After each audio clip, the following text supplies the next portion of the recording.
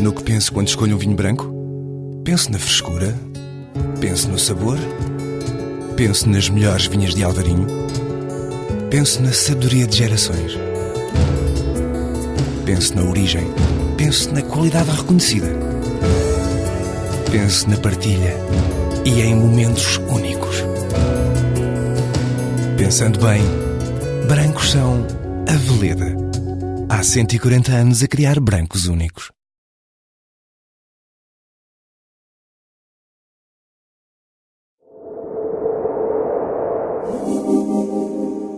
Nous sommes ici avec Monsieur Aude, qui est le partenaire du Portugal des saveurs au Cameroun.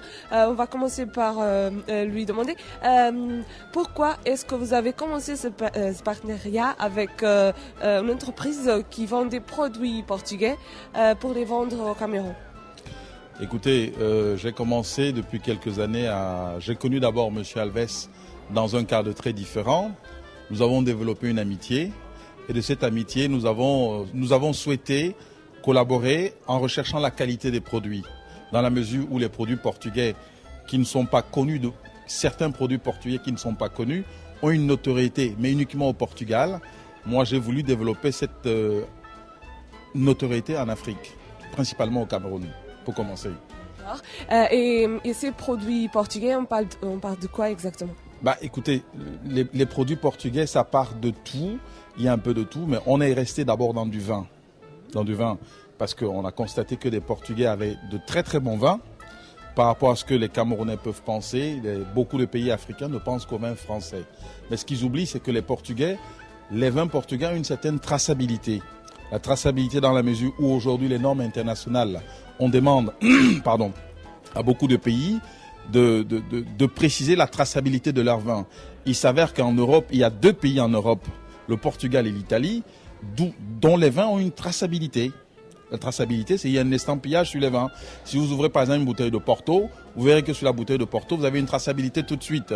C'est la raison pour laquelle nous avons recherché dans cette collaboration faire de la qualité. Et comment est-ce que les gens du Cameroun reçoivent les vins portugais? Maintenant, ils font connaissance de ces vins. Est-ce que ça marche un peu mieux? Honnêtement, sans vous cacher, c'est pas facile.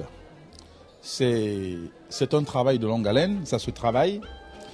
On n'a pas beaucoup de moyens financiers pour faire de la communication, mais on y arrivera parce que on essaie quand même de convaincre les producteurs, les grosses structures, de nous accompagner dans les moyens de communication. Mais sur le terrain, avant tout, on vend la qualité du vin.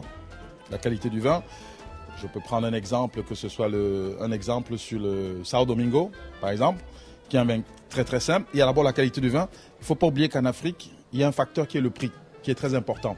Il faut on fait la qualité et le prix. À la base, pour un amateur de vin, il recherche d'abord la qualité.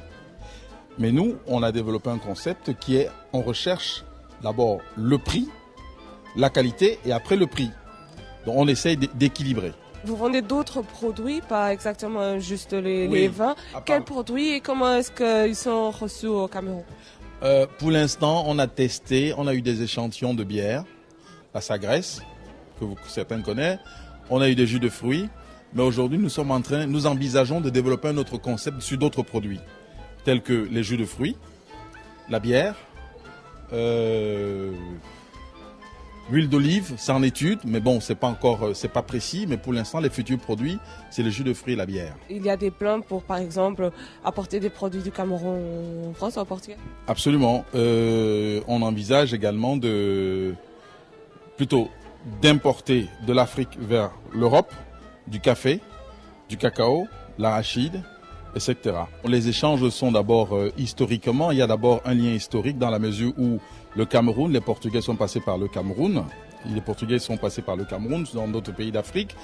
Donc nécessairement, avec aujourd'hui le développement international, je pense qu'il n'y a plus du tout de frontières. Donc on ne peut pas se limiter uniquement à la France. Donc c'est la raison pour laquelle moi personnellement, je me suis orienté vers le Portugal.